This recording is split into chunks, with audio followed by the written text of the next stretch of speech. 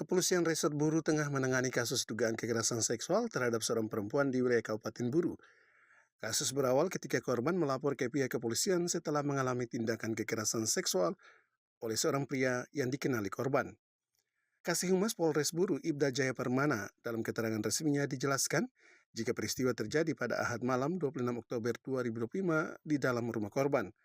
Pelaku diketahui dipengaruhi alkohol, diduga masuk ke rumah korban, kemudian melakukan tindakan kekerasan fisik disertai ancaman yang menjurus pada hasrat seksual pelaku. Tidak terima, korban kemudian melapor ke polisi untuk segera ditangani lebih lanjut atas tindakan yang diketahui dilakukan pelaku di rumah korban. Kasih Humas Polres Buru menyebut setelah diamankan dan melalui tahapan penyelidikan hingga penyidikan, termasuk pemeriksaan saksi-saksi, kini pelaku ditetapkan sebagai tersangka dan ditahan 20 hari pertama di Rutan Polres.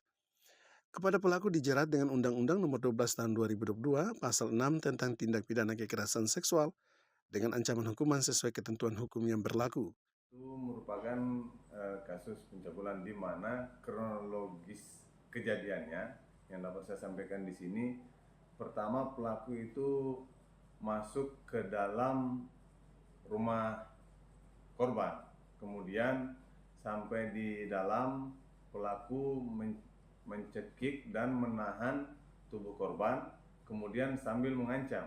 Untuk lebih tepatnya terjadi pada hari Minggu tanggal 26 Oktober 2025 pukul 02.00 WIB. Dari Namlea Buru, Ernstasi Jawa melaporkan.